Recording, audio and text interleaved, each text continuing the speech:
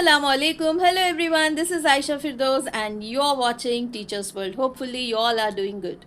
In today's video, I'm going to talk about classroom transitions. Yes, you heard it right, transition. And how to handle the transitions, what are the different ways of dealing with transitions, and what are the different seating arrangements that help in productive teaching. All these things will be covered in today's video. Of late, there has been a post that is becoming viral, inspired by a Malayalam film. The teacher has arranged the students to sit in a circular way.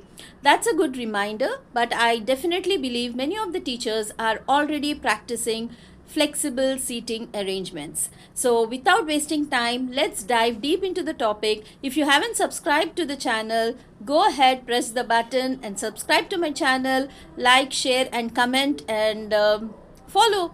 That's it. Now let's move ahead. So what is a transition? What is a transition? You can pause the video and think about it for a while. Transition is a shift from one activity to the other, right? A shift from one activity to the other. So it can be like a students are indulged in going through or reading the lesson, and they have to shift to an activity, that is group activity.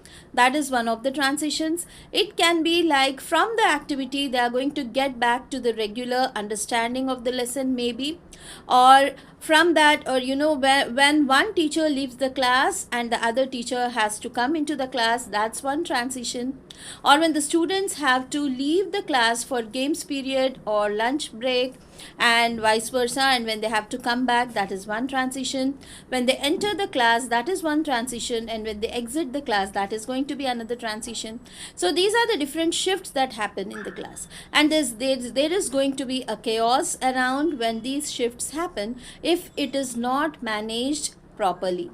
If the teacher doesn't have in her mind how to manage transitions, then the entire class is going to end up with lots of chaos and indiscipline. So the first thing a teacher needs to understand about is what is a transition and what are the different transitions that occur in the classroom, even while taking up the lesson. Major transitions are shifting the class. Maybe the entire class is going to the AV room or the games period and all, and they are coming back.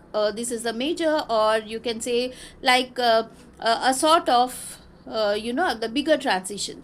Whereas internally, when the class is being taken, when the lesson is being explained, then also there are many transitions, as I told you.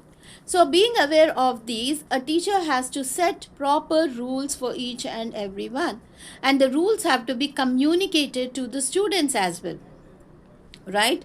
For example, when the teacher starts teaching the lesson, of course, after building connection, that we are not going to forget, when she enters the class with enthusiasm and with a smile, vibrant smile and a proper intention, when she comes inside the class and greets the students and has an informal conversation and starts the questions, even it is like settling time. After settling time, immediately the teacher is posing questions. So when the teacher poses questions, even that can be considered as a transition. Students should be aware, they have to be attentive, and when do they have to respond, how do they have to respond, is there any 10-second rule sort of thing. If the student knows the answer, then also he's not going to respond immediately, but he's going to wait for his turn, okay? And then there's not going to be students are jumping out with their answers and all, creating indiscipline. There has to be a way in which there is proper interaction and response from the teacher. So what are the rules you will set at this point of time? If you find the video interesting, pause it for a while and type the answers in the chat box. Well, now comes the major bulk of the lesson, bulk of the topic, when it is being explained. When you explain the topic, you either want all the students to come to the blackboard, sit near the blackboard and listen to 15 to 20 minutes of uninterrupted concept sharing. Let me get you explanation for 15 to 20 minutes.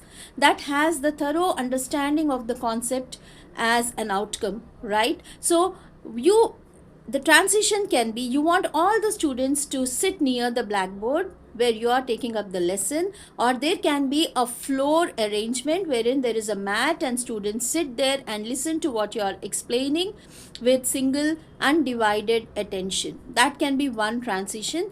And then immediately when the concept is explained, okay, with proper utilization of blackboard and resources and TLMs, you have made sure that you explained the concept thoroughly.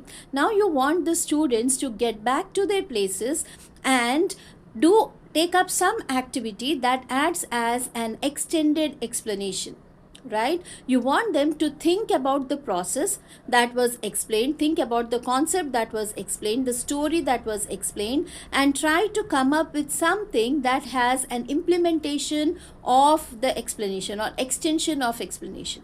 So that is the transition there. They have to move to their respective places or stations. Okay, now the material to be kept on the station should be decided earlier. Once explanation is done, maybe you want to give them worksheets, maybe you're giving them worksheets to summarize the concept or do something else, or you're giving them material to actually make something, create something out of it, or a flow chart, a storyboard, whatever. All these things you have to place it, and the transition from of the movement from the board to their places. Okay, here you can set up some rules, like there's not going to be any chaos. The group leader is going to pick up the material from the cupboard and then get back to the place. When you move from the blackboard, from the floor back to your seats, you are going to tiptoe and go to your place. There's not going to be a single interruption or any sort of unnecessary discussion that is going to happen. So these can be the rules set up for the transition from the floor to the workstations. Now when the students are done with the activity, you have something like they have to present individually. Every group leader has to come forward and present it individually. So what is the rule for it? When one group is presenting, others have to listen to it carefully. They have to jot down the points wherein they have to share their opinion of some areas of improvement or something that can have been included in their particular activity. So a proper questionnaire sort of thing, or something which will help others also to reflect on a particular group's presentation. This is very important. This involves collaboration and feedback sharing. That the transition happening is immediately. Now again you want all the students to get back to their position or sit and listen to the summarizing or the final recapitulation of the concept. Then also you can, so that is the thing. Like for the recap also you have to have rules, like everyone should get a chance to present their answer. They are going to raise their hands or say bingo, or 3-second rule, 4-second rule, or 10-second rule, something of that sort. That will help them. So this is like, you know, internal classroom transitions. I request everyone who is watching this video to share few ideas for the internal transitions that happen, and wherein that the effectiveness of class can be enhanced, inshallah.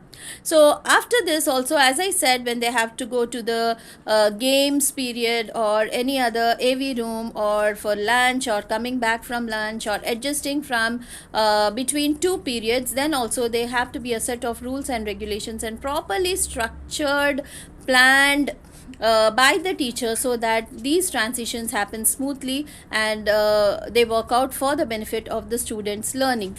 The next thing I was talking about is the flexible seating arrangement. At this point of time, I request all the school leaders to take this initiative, and before finalizing on the traditional hardcore furniture, please look around, and there are many innovations going around, and you can have flexible furniture wherein instantly a teacher can use the furniture as per the requirement of the explanation, whether it is like, you know, forming groups, or they have to sit along the side of the wall. Like let me just give a recap of the groups. Like it is horseshoe sort of arrangement that is shown in the post that is going viral, or it can also be double horseshoe, or a big circle sort of, or individual clusters wherein 6 to 8 students can sit. So these are the different sort of arrangements that can happen based on your learning and teaching activity.